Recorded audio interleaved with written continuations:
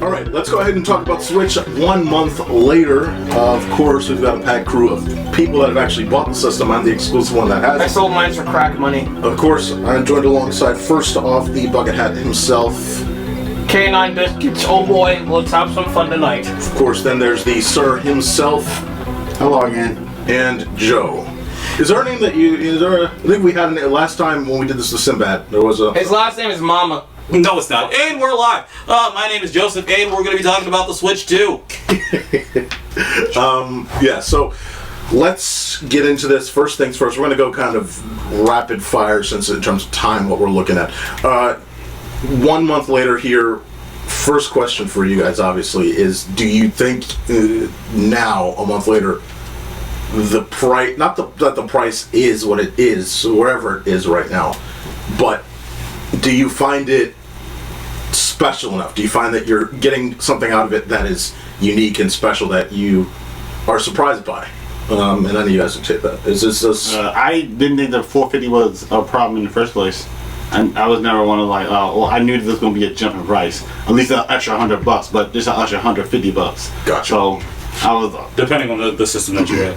Yeah, I'm not talking about the bundle. I'm just talking about the system itself. No, that's not what I mean. So, to what you're saying. So, depending on if you have an OLED or if you have a Switch, that's basically what I meant to say. Is in like, it's only $100 or $150. If you have an OLED and then you're complaining about like, oh, $450, you're literally dropping an extra $100. Stop fucking complaining. That's just because I have a lot to say about like pricing and how people were gouging this, because a lot of people's arguments about this honestly really pissed me off about it, just on a personal level, and it I feel like it didn't really need to, but these are my my aspects about it. People complained about the Switch price, and I heard people's arguments on this, but I think that they're 100% invalid or just plain stupid. So first thing is that people complained about the price being $450, right? And this is not even counting the bundle. One, like I said, people have been complaining for the past 8 years about having a more powerful console. The Switch is a 9th gen console. We finally got our 10th gen console now. And the fact that you get everything that you want, bells and whistles, better frame rate, higher graphics, a more powerful system, and then you complain about it, saying like, well, Nintendo's has always been the cheaper cut. Times have changed. What you call, and I understand people will also complain about inflation, which does suck. It does. But this is my only argument to this, to shut almost everyone down. You can drop $500, and I know they marked it down because a PS5 with the disc drive now is technically $450. But before that price drop, you can drop $500 on a PS5, and you are complaining about the Switch 2. Your argument is completely fucking invalid. As someone on the outside, I would say like that was the biggest issue that I had watching this first month performances. Again, like I'm on the side of, okay, if this is an outrageous price and if people are actually standing on this, then we should see it in the numbers, like genuinely. But by comparison, the PS5 came out at the worst point in time. COVID, you had a lot of financial restriction, yet it was one of the fastest selling systems ever. People continued to buy it. Year 1, 2, and 3, and 4 were in the 5th year of the PS5. It's outselling the PS4 now. I mean, this idea seems to have morphed because, again, it's not what people say, it's what they do.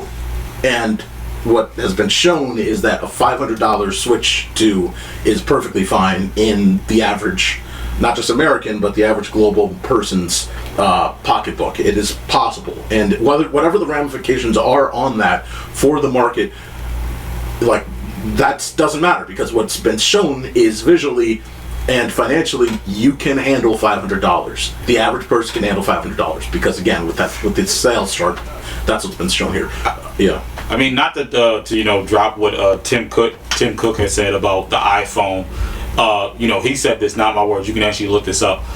He said that the average person can drop $1,000. I don't know who the fuck he's talking about, but my thing is that if you want that new phone, you're gonna find a way, and that's what it is. Because like you were saying before, that the Xbox and most of the PS5 was the fastest selling console, but the Switch 2 had beat that number literally within the first 4 or I think 3 days.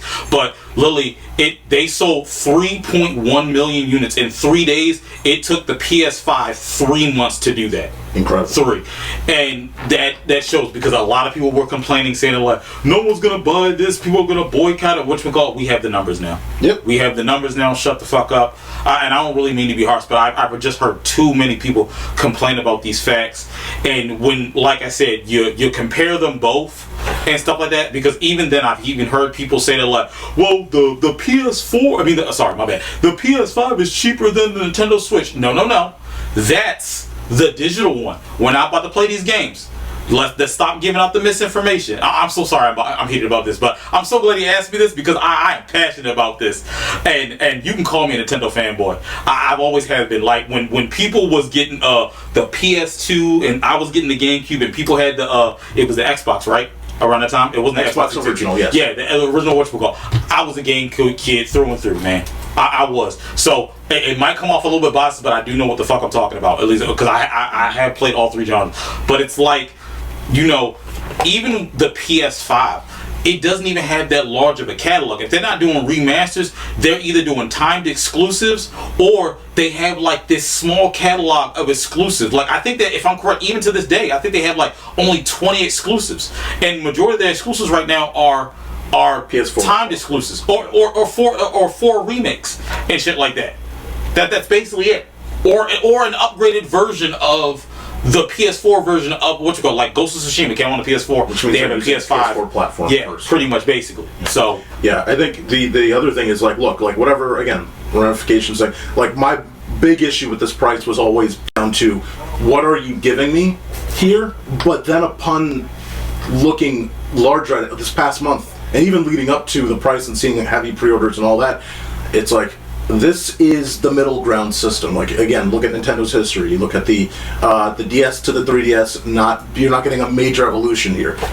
You look at the Game Boy, and even the Game Boy to Game Boy Advance. It's like there's changes here and there, but it's like this is a minimal change to a major thing. Wii to Wii U, obviously there you have a new perk involved, but the big thing comes in the next generation. If you're looking for a major jump, or not a major jump technically, but something like a new experience, if that's what you were really looking for, the Switch 2 was never necessarily going to be that, and so that's what I've kind of changed perceptively in the past month or two, is that this is not going to be like the Switch 2 better be a brand new old thing. It's like, no, this is a iterative jump. That is always what Nintendo has done, at least since the turn of the century, in terms of how they've changed, how they've gone generation by generation, and then the follow-up becomes the next thing. That's essentially what comes after this. It's going to be the next big leap in experience. That's when they change things up. I want to get some Mark. What about Mark? You have any thoughts on that? Let's get the people. Well, shoot. No thoughts, you guys? Yeah. So like I never had. you're next, buddy. I was first, but someone stole that show from me. Let him go. It's fine. I just went out. I went to assess a story beat, and you took off, and I was like, oh, I'm gonna let them go ahead and do their thing. Go for it. That's what I said. Because I thought it was like our experience with the Switch 2, just in general, right now, right? Yes, because we were So that core point.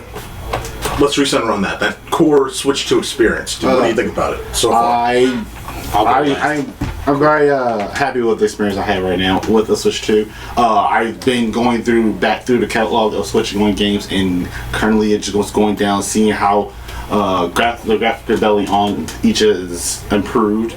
Didn't really care at first. Honestly, I honestly did not care until I actually played, and I was like, oh shit, I can see the kinks being phased out. Like, but Tears of the Kingdom looks really, really good. Like,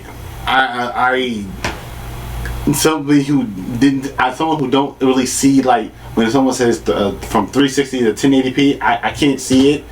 I can see it. I was like, I could tell, like, oh shit. Another good game that is Pokemon Scarlet and Violet. That's noticeable too. The amount of Pokemon that can be on the screen at once without slowdown is crazy, to the point where I'd be a field of Pokemon. I could turn my back on the screen and just listen to my Pokemon destroy an entire field, and it would take like a good 3 minutes for the to stop making the sound, because it's just so many Pokemon on the screen at once.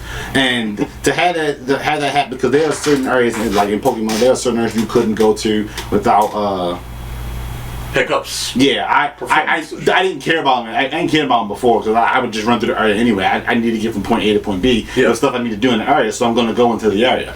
But now that I lived through it and I'm caught through it, I was like, I'm going to stay here and catch the Pokemon instead of just moving along. Because even though I didn't think about it before, I was just moving along through the area. Even though maybe I did get affected by it, like, I don't want to be in this area. I did it subconsciously and felt. But now I just spend time. I go through it. I having so much fun. And I actually end up beating the game because of that. I haven't gotten into Breath of the Wild yet. Okay. I'm going to try to see what that is. And I don't even know the whole list of games that have been improved. I have to check that and see which ones are there, because I do plan on going through that list and just seeing what has been updated. Nice. Like I said, price wasn't the problem, and I'm really looking forward to what's coming out soon. Cool beans. Mark, how about you? What did you? How have you been for this past month? Switch 2 jump. How do you feel about this experience? It was fun, but like, I don't really have a problem with the price of the console, especially like as someone who always tries to buy the newest toy. My issue, well, like morally, because I'm still gonna buy the shit, is like the shit that comes after the entry fee, the lack of generosity towards like the consumer, because like welcome to Switch Tour costs money. Mario Kart 8 is more expensive than any other Nintendo game currently, and Mario Kart World, and the GameCube games is only for people who own the expansion pass, which I do have. But still, it's just like the lack of generosity to like new owners. It'd be nice and welcoming just to, offer up something. But if you only have money for the console, you only get the console and nothing else. Wait, don't you get it for a year? Everything for 1 year, then they stop? Or do they? Just the voice chat? You're talking about like when you first get a Nintendo console? Switch 2, like I don't know. After they put everything out, like a lot of the plus and expansion stuff for free. I thought it was all for free for a year. I didn't think no.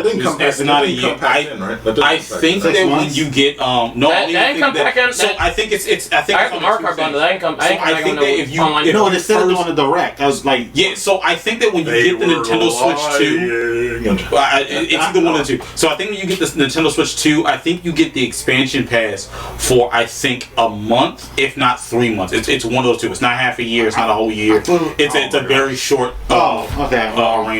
My bad. Mark, was there anything else? Yeah, Mark. It was a month and it's already gone. As someone who owns like other the launch library is fine. As someone who owns like other consoles like PS5 and Steam and stuff, it's like it's worthless to me. Like the only games, the only new experiences to have on the Switch 2 for me is that I can't get anywhere else is Mario Kart World, Walking to Switch Tour 2.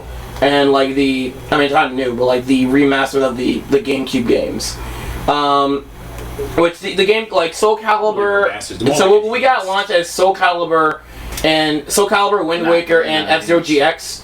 All are great. Well, the only one I'm like iffy on is Wind Waker, only because they chose to give us the GameCube version when the Wii U version was remastered with like better graphics. Way better. And had like extra like quality of life improvements, especially like with the sailing. It made that faster.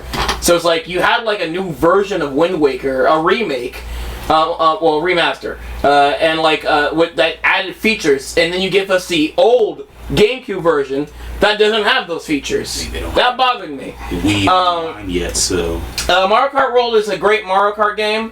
Again, I mean this is I'm just spitting facts. I mean granted, I am comparing it to 8 Deluxe that comes after all its DLC, but still, for an $80 game, it's like, if you're playing like single player wise, it's not gonna last you that long. Because it's a racing game. We gotta get through pretty fast, and I played through the tracks and did everything I personally wanted to do within like a week, or you can do that less than that if you have more time in your hands. And then there's Walking Switch Tour 2. I love the mini games in Walking Switch Tour 2. I hate everything else around it. You have to like hug every wall and like touch everything to like and like you know you have to learn about the Switch 2, which this feels like for a paid app. Like I don't respect. If it was free, I wouldn't mind it. Or like probably cheaper than it. Actually, no, it should be free because it feels like it's training you to be like a Switch 2 salesman. Like all those quizzes and everything is trying to teach you, and it's like The product. I'm paying to like learn learn about this. Oh, and it's like comparing to like everyone makes a comparison like Astro's Playroom, which is a lot better, and it's free. It does like I feel like it's more like I would pay money for Astro's Playroom, and it feels more like a game. There's like more there's like a lot like more fun and appreciation for the Sony brand, and it doesn't feel cynical. It doesn't feel like it's like forcing me to be a Sony salesman. It just feels like it's showing me what to appreciate about the PS5 and Sony's history. I don't get that from Welcome to Switch Tour 2. But other than that, the console's kind of down for me until the console's just shelved for me until Donkey Kong Bonanza comes out. But still, lineup. Not much there until I'm just gonna keep waiting for the rest of the year's launch. Okay. That's a good point to pivot onto the Switch 2 library so far. Obviously, we could discuss sort of the launch lineup, but I want to get into how you guys are experiencing the Switch 2 games so far. Martin, you mentioned obviously your experiences with previous games alongside Mark. Anything about Mario Kart you wanted to talk about? Obviously, I don't think you bought. I think what he said is really accurate, especially if you're playing single player. Like you're gonna get through it really, really quickly. But if beyond that, if you're playing single player, you're gonna be migrating towards a knockout tour. Unless you got if your friends are online, that's gonna be your go-to if you're kind of playing the game over and over again. That's really just what I've been doing. I've been doing a bit of the free roam, but because it's an open world and that feels monolithic, Monolith, the game company. I thought you were saying I'm not sure using the word itself. It is big. It is big, but it also feels like Monolith was a part of this because the way the creatures move and by the way, Monolith, what did they develop? Xenoblade. Okay. Yeah, let's say yeah. So the way the creatures move and how they interact with you in the world, it feels very Monolith, like something they would do. Like the world itself, how you get around and everything. Yeah, this feels extremely Monolith. Yeah, it's very interactive. I haven't played it, but I've seen videos of where because Game Explain talked about this, where if you're playing, like I said, I don't have a Mario Kart, but like I said, I watch a lot of gaming videos where I can speak on this, and like I said, you can look this up on Game Explain to back up my claim. They had talked about how when you're riding around and there was these few characters, they're waiting at the bus stop. They get on the bus, and then literally, if you follow the bus will actually go to another location and drop those other patrons off at another bus stop. Holy shit. I can understand how they do that. Yeah. Okay. That just makes it more I feel like. So it makes it more interactive. I gotta go. These are a couple. Jesus Christ. That's a little. You sound so starved. It's going I can't wait to boot this up. Can't wait to start this guy. They get on the bus and off the bus. Yeah, you will actually see them get on, follow the bus until the next stop, and they will literally get right on. I remember seeing that. It's that interactive. That's incredibly Monolith. That's something they do. Yeah, I think it's a pro and a con. I think these are pro things for an open world. You have to have those, But it goes back to. It reminds me of when me and Mark used to talk about when Mario Kart 8 first came out. It's I wasn't very into Nintendo at that point. I was much more into PlayStation. It's I remember the big deal was, wow, these characters are finally in HD, and I'm sitting there with Sonic transformation. I'm like, you guys are just getting to fucking HD, but now realizing it's okay, here it's wow, Mario Kart in open world. It's yeah, we've had a billion open world racing games, but it's no, it's Mario Kart now in open world, and that's the big deal here. I do think as an open world racing game, it is missing a lot of creature comforts that would get you back into replaying. I think, but there's a lot to love. Of course, I played all of Mario Kart 8 Deluxe. I literally finished it all. Got all the, golds. Got the gold wheels, gold, glider, gold cart, all that stuff. It is great to see a new physics system for the carts. It's great to see the cool characters that they've added. It feels great. It's incredibly interesting how. In going into corners, what's prioritized going into cornering compared to obviously 8 Deluxe. We've only had one Mario Kart for the past 11 years. It is great to feel something new.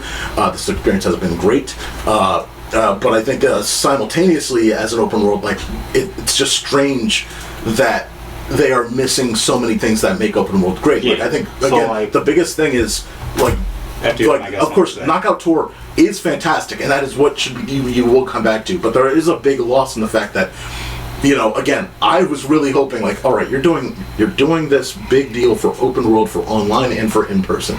You've got to strengthen battle mode here because you've got to have little parts and little arenas and sections that you can just pop into and get different experiences and all that stuff. Battle mode is identical. There's no real change. The tracks are maybe a little larger, but there's nothing significant. I'm very disappointed in that because that would be a great selling point for an open world game to have, again, something as wide as maybe what the Crash Nitro Fueled had, where it's you have tons of different game modes to really go back and replay and experience this open world in. But the concept of Knockout Tour, the concept of going through a Grand Prix, I know that's negotiable with people.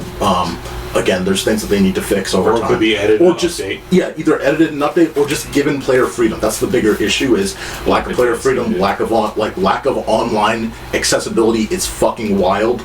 That is insane. But it's fun. It's absolutely fun from what I've played, and I've only played a very little bit, but from seeing it, it's awesome. It's a new coat of paint, it's new physics, it's new characters, but simultaneously it's also this it's new characters without actually having new characters. It's new characters while taking new characters while having new characters. It's so strange. They gave us new characters obscure because a lot of us totally wanted to play the Goomba, Quackity, the Pokey, and who could forget Cow? Oh my Lord! Lord have mercy, Cow, because that's totally what we wanted. But we totally dropped. Link, Funky Kong, Isabel, Villager. Like I said, they brought back Rob. Such a great trade as a car. They fucking recycled my boy. Nintendo, great job. I have no Professor Egad. The lack of the characters from 8. I have one or two characters that I pick, and that is about it. It's fine. It's the subtraction is fine. It's just, but again, in its place, it's the loss of other things. People are like, wow, why is online communication even somehow worse than this game that's from 11 years ago? That's wild. After the DLC for Mario Kart 8. A lot of people's assumption what the next Mario Kart could possibly be is just fully Smash Bros. It up. Well, the thing is, the next Smash Bros. Is not gonna have as many characters as this next one has. No. Ultimate. I'm talking about Mario Kart. Yeah, no, I'm saying this by comparison. No. People assumed they were gonna Smash Brothers it up by adding just more Nintendo characters. No, that's what I'm saying. I'm when Ultimate left, it had a huge roster and everything. But the next game is not going to be that big. It's not going to have that many characters. There's no way it's going to try to be as expansive as Ultimate. So when this new Mario Kart World come out, it goes back to basics. I know, I can see that. I mean, this is stuff alright, because I was trying to piggyback off of what he was saying real quick, because there was also something else I gotta say, but I want to say this real quick, because I know for what he's saying and what you're saying. So, with the whole thing with you saying going back to basics, it is okay because it's going back to basics because there are new mechanics. But the thing about it is that where that is flawed in is that where you were saying that people were expecting to you know, smash bro it up, is like, you know, not lock in the game with just only Nintendo characters. They should be doing what Crossworld is doing, where they're inviting other characters in. And you know, this still just comes down because one, Super Smash Brothers is not. I was just saying just Nintendo, but more Nintendo. I know what you're saying, but like, even if it's that, I'm not saying that it had to be like Smash Bros. My thing is that like it could still be expansive, like what you're saying, like it could expand, but just within its own Nintendo mascot roster. Like if you have Donkey Kong in here, my thing is that you literally could add the original 8 in Super Smash Brothers world inside of Mario Kart. So why is there no Fox McCloud, Falco? Why is there no Wolf? Why do we not have, you know, Metroid? I'm sorry, what? Yeah, and inside of it would make sense in Mario Kart if they were to do it. I agree. If they were following the path that they had set for themselves in moving in 8, if you're literally setting I'm not disagreeing with what you're saying. I'm only disagreeing with what you named Samus. You call him Metroid, nigga. Oh my god, motherfucker! You call him Metroid. But I want to, before we go, Mark, do you have anything you want to say? Oh, like, because I will say we are unfortunately running out of time here. But like, I mean, if that's not the case, I'm just going to like the Smash Bros. Kart thing in general. But Also, like, I think if not more Nintendo, just like, why not more sections of other like Mario's like spin-offs? Because we kind of almost got there with Donkey Kong, and I think there was like one Yoshi's Island that was like very close to the Super Nintendo Yoshi's Island stage. It's just like, why don't we just go forward to like other like at least more sections of Nintendo, like the Mario and Luigi or Paper Mario area, or more spin-offs. I agree. It just seems like it could like. They could expand the world of Mario Kart a little bit more than what they're already doing. I agree with that point. I'm gonna pass it to you. I think that's my biggest surprise. Is like when we first saw the open world concept, I thought, oh, they're gonna go full Mario, like as in we're gonna get, if it's not like what Mark's talking about, it's just that we are going to go to settings, and those settings will be based around actual like games or actual levels, and then stages around that will be either all retro remasters or new experiences, and so it would feel like you were actually in a literal Mario game going through different worlds in this world, because that's literally what this open world could have been. But instead it's not. Martin, I find it hard to believe that Nintendo is not going to expand Mario Kart World. The way that we're saying, the way we're all saying, the way they had, I find it hard to believe that they're not going to add all of this in.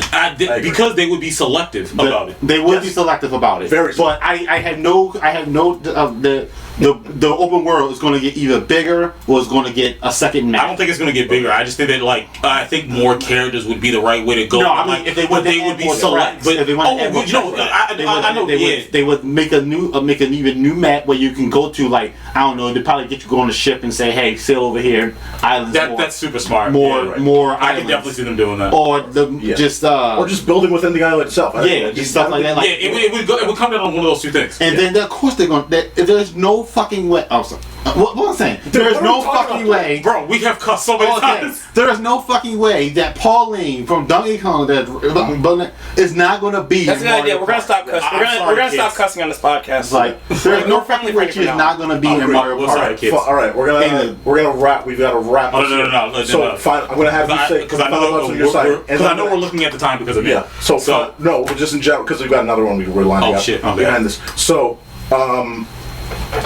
final thoughts on Mario Kart, but then I want to ask you guys the most interesting thing, the upcoming game that you're most excited for Switch 2. But before you get your answers, I need to speed run something real quick. So the first thing I wanted to say was about my experience with the console. It's pretty much great so far. Any regular Switch games, they have a boosted performance. I'm just talking about, I can give a couple examples. Bayonetta, it runs way more fluidly. That's 1, 2, and 3 on the Switch 2 compared to like how, not like it ran bad. Scarlet and Violet, like he was saying, it runs a lot more buttery smooth. One game that did not run and get enhancements, which runs like booty cheeks, because they said we were going to start cussing, so I'm going to keep it PG, which is Thank you for fucking listening to me. MK1, that did not run better. It still runs like cheeks. It runs like doodle butter. You would think it would have got the boost in performance. Like they did show this during the Nintendo Direct 2, which was on Mario Odyssey with the more better in frame rates. But I know not every game is gonna run a lot more fluid. I'm trying to figure out. Add to that. Like I said, my space is great. Certain games run a lot better. And I feel like there was something I wanted to say in Mario Kart, but you know, I don't got enough. I'm gonna pass it on. We'll do another follow up fine. at some point. So, all right. Most exciting thing that we're looking forward to coming up. Obviously, Kirby Air Riders for me. Mark, what do you got? Next week, Donkey Kong Bonanza. But like the Switch 2 it's a decent console so far. Doesn't feel that much new. Just like this is where the newer Nintendo games are coming. Other than that, like I don't really care for the self-full mentality when it comes to like new consoles. I don't really port anything because I like to still make use of like my older consoles, that and save space. So I'm gonna leave a couple of Switch 1 games on my Switch 1. I'm not gonna transfer everything. The Switch 2 is probably gonna be my home for Smash Brothers though, and probably like a select other games. But like most of my games, I'm probably just gonna leave on Switch 1. So I have a reason to turn the Switch 1 back on. Cause I do the same thing with my older systems like the PS4 and if I ever get a newer Xbox, that will still be the Xbox. Yeah. Cool beans. Martin. Of course it's Metroid Prime 4. Of course it's Metroid Prime 4. Like this shit has been on the backlog in what? How many years now? 4. And how many teasers did they give for the shit and they still haven't Probably they still released it? Oh, come back! Of course it's Metroid Prime 4. No, two trailers and one teaser trailer. Of course. Give me my game. But for the Nintendo itself, I really enjoy it. I love everything. I'm looking forward to the future games that are coming out, mostly Metroid Prime 4. And Donkey Kong Bonanza is looking really good. Like, yeah, that'll probably be my next big game that I'll play. But Metroid Prime 4, yes. Yes. What I'm excited for, it's actually 3 games, which is Kirby's Air Ride, what you said, that's a classic. The fact that they brought that back, Sakurai, thank you. The next one is Final Fantasy VII Integrate. I didn't play it on the PS5. I do have a PS5, but I just want to play my shit on the go. I know it's lazy. I know Mario gets mad at me about it. He's like, you could just buy the game now. I don't care. I want it on the Switch. That's what the Switch is for. and like I said, everyone else is saying Donkey Kong Bonanza. So yeah. And I did remember the other point that I wanted to say about earlier. It was pretty much about Switch games and Switch 2 games. There's nothing wrong with getting the Switch version. If you're a person who cares about fluidity and frames per second and 4K resolution, get the Switch 2 version. But if you don't really care, I don't care. I like being cheap. I'm gonna get the Switch 1 version. Crossroads is coming out. There's a Switch 2 version. I don't care. Stephen A. I don't care. I'm getting the Switch 1 version. I'm saving my money. Back to you. Alright guys, Switch 2, this was a cool discussion here. Just a brief little touch up on how we've seen it so far. Yeah, we'll be back at some point in the future to talk, maybe in the 3-month period, maybe when it gets down to the holiday season. But yeah, this was fun. You can find Mark at K9 Biscuits, K9BISKUTS.com. You can find the sir himself nowhere because he never puts anything out for where you can find him. And Joe, where can they find you? You can't find me anywhere either, especially right now. I know, it sucks. You will be able to find me soon. I'm trying to get my social life together, so soon. And be prepared to see more of me because I got new hours. So, hey! Yeah. And of course, you can find me at Bryan the Baltimorean on Instagram and at Democracy, ATHEMOCRACY on YouTube. Appreciate you guys for watching, and see you later. All right, buy PS4 Switch 2 sucks. Yeah.